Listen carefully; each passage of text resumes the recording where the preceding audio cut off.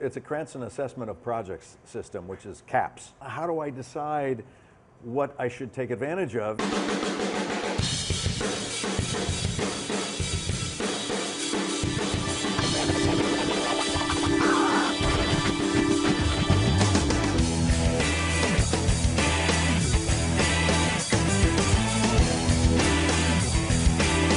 Is it true that you once made a grid? Yeah. The Cranston project assessment Yeah. spectrum? Yeah. And you'd assign a value to director, story? Yes. It's a Cranston assessment of projects system, which is CAPS. Because there were so many things, how do I decide what I should take advantage of? And so I had to really clear my head and go, wait, let me individually rate just the value of the story, and I would rate it. Let me individually rate the value of the quality of the script. Did the script support the story completely? Or did it are you kind of disappointed that it didn't really, bring that? And then so I would rate all these things, the director, talking to the director, and perhaps the other actors, and whether or not it would take me away from my family. And these things are all factoring into whether I should take a project or not. So I heard it's like 1 to 32, basically, somewhere like... I think it's 20. 20? Yeah. We talk to a lot of actors who have preferences when it comes to cable, primetime, daytime, film, Broadway, and you've done them all. So I wonder now if you have a sort of a spectrum of preferences on all of those different things. I follow the well-written word. Wherever it takes me, that is the one thing that I know unequivocally that it's the place to go.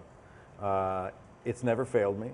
When I follow my instinct and am moved by a piece of material, whether it's a play, whether it's a screenplay for a film or TV show or whatever, it doesn't matter. It's all about how well written is this text that supports this great story. And without those two things first in place, the character doesn't mean much. And does distribution ever have a line? Is it going to be on? No, because it's out of my control. All I want to stay focused on in the CAPS is what's in my control. I choose whether or not I resonate. Did I resonate with the story? Was I moved? Is it important? Does it have a social significance? Are there any other actors already assigned to it that, I really would love to work with Emma Thompson or Tom Hanks or whatever the case is.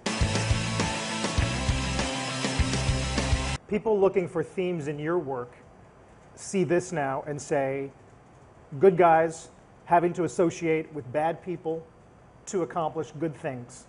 Do you see that? Absolutely. One of the things that really attracted me about doing The Infiltrator was that if Bob Mazur did his job right, for 2.5 years, he's making friends. That was Don Chepe. More importantly, the other man is Pablo Escobar. They're going out to dinner. They know each other's wives. They see the kids. They learn the kids. They go on a little mini vacation. They go to Vegas together. They see a fight. They become friends. And at the end of 2.5 years, Bob Mazur had to betray that friendship, arrest his friends, and send them to prison. And intellectually, of course, you can understand why, and that the means are justified because the ends are so important.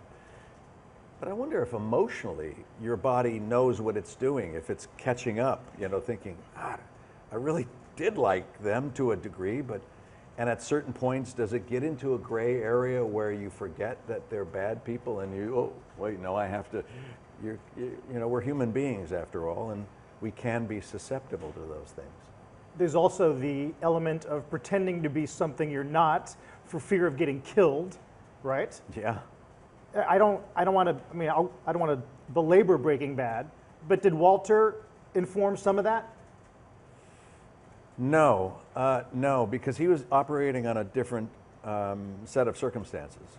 He only had 2 years to live. He was a dead man walking. So it changes the equation when the end game is already set. Your risk-taking ability grows.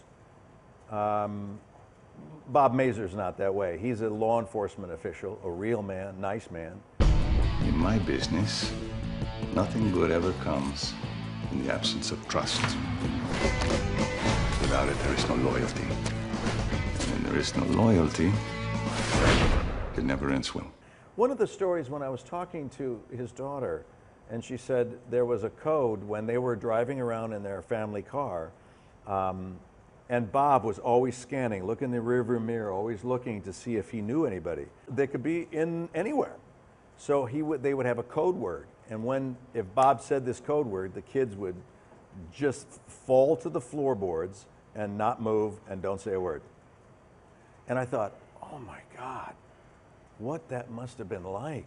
These little things are the spices that go into creating a character. You keep collecting these things until you know what you can do with it.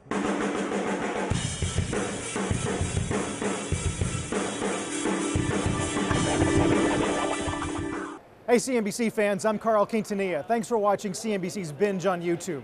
You can subscribe by clicking right here.